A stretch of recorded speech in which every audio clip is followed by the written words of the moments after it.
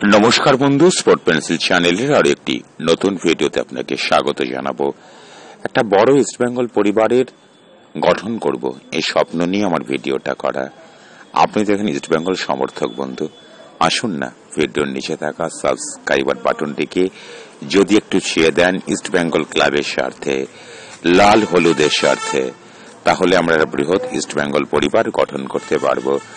আজকে অত্যন্ত দুঃখের সঙ্গে একটা কথা আপনাদেরকে জানাতে হচ্ছে যে সাউল ক্রেসপো আমাদের মাঝ মাঠের মেরুদণ্ডকে আমরা এই পর্বে আর পাবো না। এটা অত্যন্ত দুঃখের, ইস্টবেঙ্গল ক্লাবের পক্ষ থেকে অত্যন্ত দুঃখের সঙ্গে এটা জানানো হয়েছে। যারা জানতে পারেননি জেনে যাবেন সময়ের সঙ্গে সঙ্গে যে সাউল ক্রেসপো কোচ জানিয়েছিলেন যে তিনি 2 সপ্তাহের মতো মাঠের বাইরে থাকবেন। না বন্ধু, তার চোট এতটাই গুরুতর যে 2 সপ্তাহ নয়, মাসাধিক, প্রায় মাসখানেকের বেশি সময় তাকে মাঠের বাইরে থাকতে হবে। অর্থাৎ আমরা আগামী মরশুমের আগে সাউল ক্রেসপোকে কিছুতেই ইস্টবেঙ্গল ক্লাবের জার্সি গায়ে খেলতে দেখব না। এটা একদম পরিষ্কার এবং স্পষ্ট কথা। এবং এই সাউল ক্রেসপোর ইস্টবেঙ্গল ক্লাবের মাঝমাঠে থাকা বা না থাকার যে কি ফারাক পড়ে সেটা আমরা প্রত্যেকটা ইস্টবেঙ্গল বন্ধু জানি। তবে হ্যাঁ, অত্যন্ত আশার কথা আপনাদেরকে বলতে হবে যে জানুয়ারি মাসের একদম প্রথম দিক থেকে ইস্টবেঙ্গল ক্লাব কিন্তু পেয়ে যাবে রবিনহোকে। রবিনহোকে নিয়ে অনেকগুলো ভিডিও আমি ইতিমধ্যেই আপনাদের সামনে তুলে ধরেছি। রবিনহোকে নিয়ে নতুন করে কোনো বক্তব্য রাখার নেই। ইন্টারন্যাশনাল ট্রান্সফারের নিয়মে তিনি এখনো পর্যন্ত ইস্টবেঙ্গল ক্লাবে সই করতে পারেননি। অনেকেই প্রশ্ন তুলেছেন যে ইন্টারন্যাশনাল ট্রান্সফার এর মানটা কি। মানেটা আপনারা আপনাদের মতন করে খুঁজে নেবেন বন্ধু। আমি আমার এই সংক্ষিপ্ত ভিডিওতে যদি সে মানেটা আপনাদের কাছে ব্যাখ্যা করতে যাই, তাহলে আমার ভিডিওর যে মূল বক্তব্য সেটা আমি আপনাদের কাছে প্রকাশ করতে পারবো না।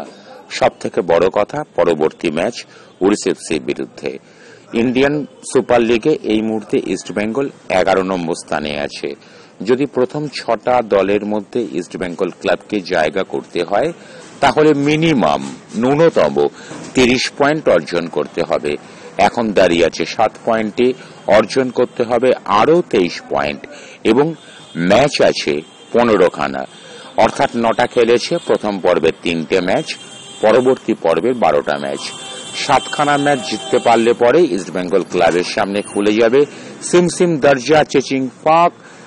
ইস্টবেঙ্গল ক্লাব প্রথমবার ইন্ডিয়ান সুপার লিগের ইতিহাসে প্রথম 6টা দলের মধ্যে জায়গা করে নিতে পারবে।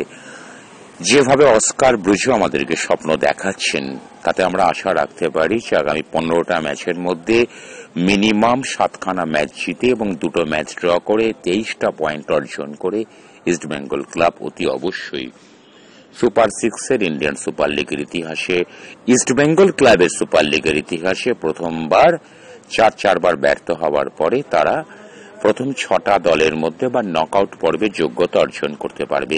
এই যোগ্যতা অর্জন পর্বকালে যে পালা পার্বণগুলো ইস্টবেঙ্গল ক্লাবকে মেনটেন করতে হবে বা নিয়ন্ত্রণ করতে হবে সেগুলো সম্পর্কে আপনাদেরকে 2-4টে তথ্য আমি দিয়ে দিই। পরবর্তী ম্যাচ আমাদের উড়িষ্যা এফসির বিরুদ্ধে ঘরের মাঠে, অর্থাৎ উড়িষ্যা এফসির কলিঙ্গ স্টেডিয়াম, যেখান থেকে আমাদের বিজয় রথ প্রায় 1 যুগ পরে আমরা সুপার কাপ জয়লাভ করেছিলাম। ঠিক সেই জায়গাতে ইস্টবেঙ্গল ক্লাব কিন্তু ইন্ডিয়ান সুপার লিগের প্রথম পর্বে এই উড়িষ্যা এফসির কাছে পরাজিত হয়েছিল। ঘরের মাঠে ইস্টবেঙ্গল ক্লাব বিপজ্জনক, এই শব্দটাকে সরিয়ে রেখে আজকে অস্কার ব্রুজোর পরশুদিন সাংবাদিক সম্মেলনে চেন্নাই এফসির বিরুদ্ধে ম্যাচের আগে তিনি যে কথাটা বলেছেন সে কথাটাকে কোট আনকোট আপনাদের সামনে আমি তুলে ধরছি। তিনি বলেছেন যে ইন্ডিয়ান সুপার লিগে কে অ্যাওয়ে ম্যাচ খেলছে কে হোম ম্যাচ খেলেছে কোনো ফারাক বা ডিফারেন্স নেই। কথাটা একেবারে তিনি বন্ধু মন্দ বলেননি। হোম ম্যাচ খেলার ফায়দা অনেকে নাও নিতে পারে, অনেকে অ্যাওয়ে ম্যাচ খেলার ডিসঅ্যাডভান্টেজকে অ্যাডভান্টেজে কনভার্ট বা পরিণত করতে পারে। সব মিলিয়ে কোচ অস্কার ব্রুজো একেবারে কোনো আনাড়ির মতো কথা বলেননি। সব থেকে বড় যে কথাটা বলে আজকের ভিডিওটা আপনাদের কাছে শেষ করব সেটা হচ্ছে যে সাউল ক্রেসপোকে ইস্টবেঙ্গল টিম ম্যানেজমেন্টের তরফে জানানো হয়েছে যে তিনি আপাতত 2 সপ্তাহের জন্য মাঠের বাইরে থাকবেন। কিন্তু না বন্ধু, 2 সপ্তাহের জন্য নয়, আগামী প্রাথমিক মরশুমের জন্য তিনি ছিটকে গেছেন বন্ধু।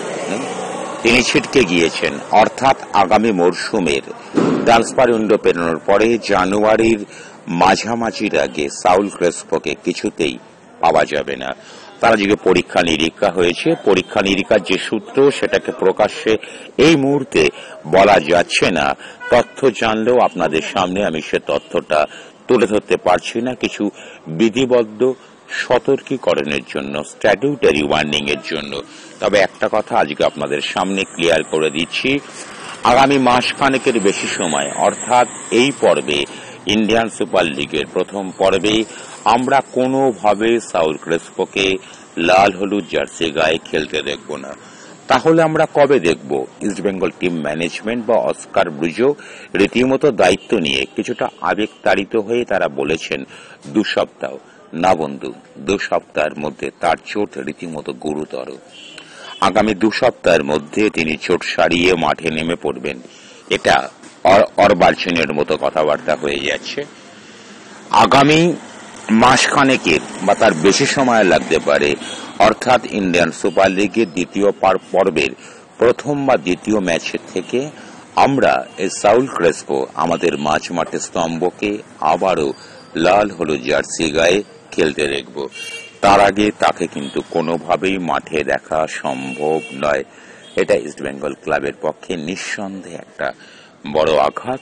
তবে অস্কার ব্রুজো যে পরীক্ষায় ইস্টবেঙ্গল ক্লাবকে পরীক্ষিত করেছেন এবং একই সঙ্গে প্রমাণিত করেছেন, সেখানে দল নয়, সাফল্যটাই বড়। ধন্যবাদ।